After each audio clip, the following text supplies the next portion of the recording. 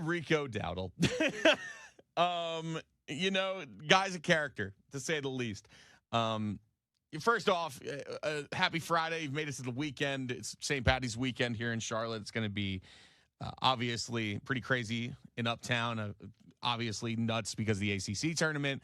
But, bar crawls are happening, and that's all fun and everything like that. Also a fun day for the Panthers. Rasheed Walker, great signing.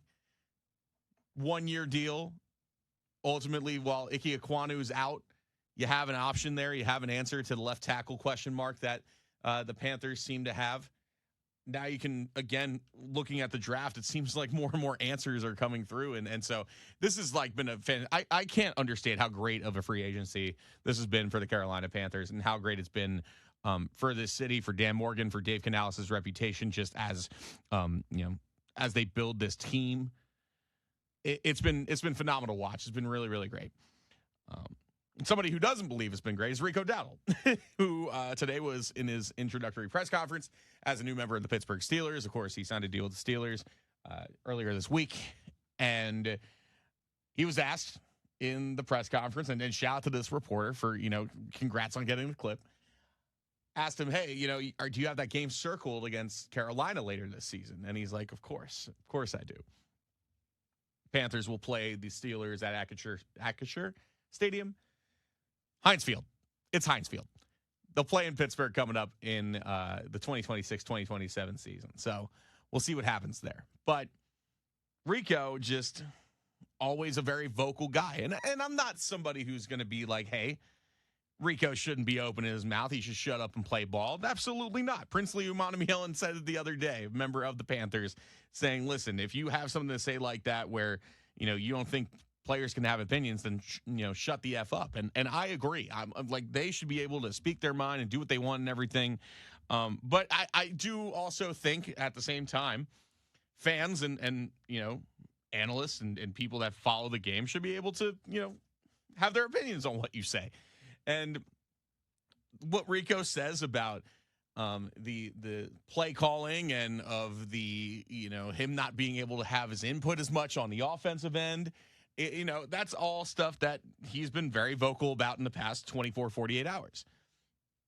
Now, with the play calling, I mean, obviously we had a lot of critiques about that last year, and Brad Idzik and Darrell Bevel are now controlling the offensive play calling, so you hope that improves for the Panthers. But my question for Rico Dowdle is just, and maybe just in general, I'm like, what makes you think like you're going to have more input in Pittsburgh?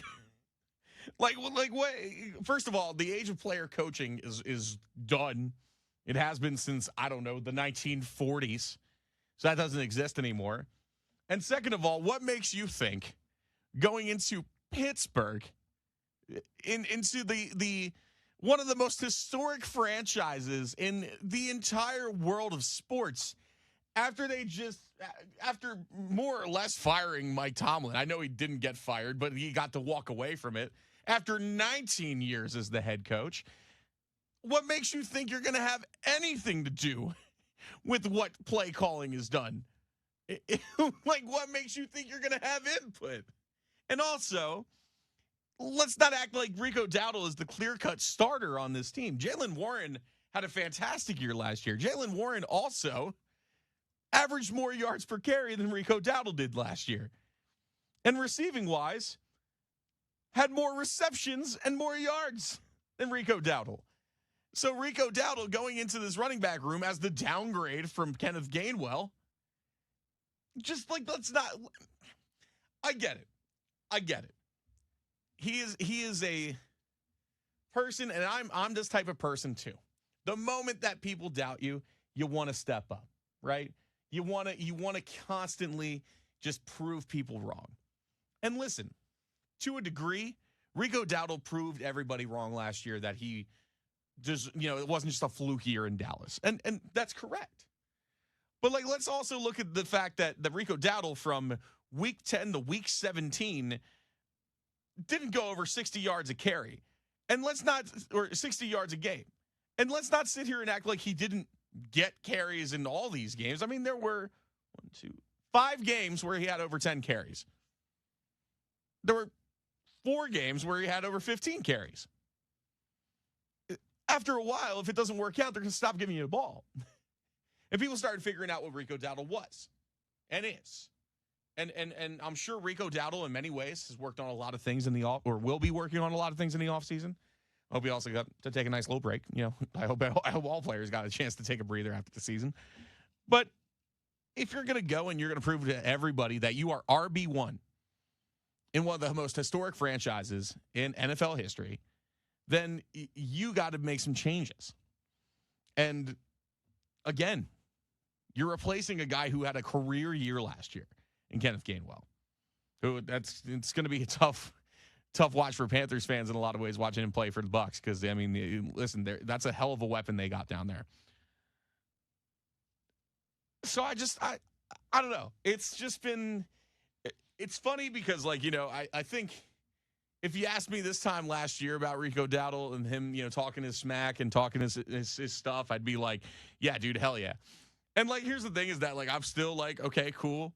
But, it's just coming from it's easier to see what it's like from, higher up. You know what I mean? Or, from a different angle. When you're on the ground and, kind of in the, quote, unquote, the trenches with somebody because, you're covering this team and you're hoping for the success of this team, then, yeah, obviously, you're a little bit more forgiving of a lot of, we'll say colorful conversations.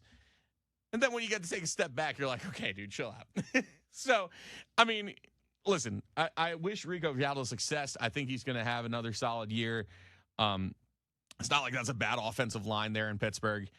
So it'll be interesting to see. But, I hope he does have that date circled, which we don't have those dates yet. But I hope when he gets those dates and when we all get the schedule, he does circle that date. And I'll be interested to see if this is another 235 or 36, however many yards he got in that game, kind of game that he had against the Cowboys. We'll see if the revenge game aura and lore of Rico Dowdle will come back again in the new season.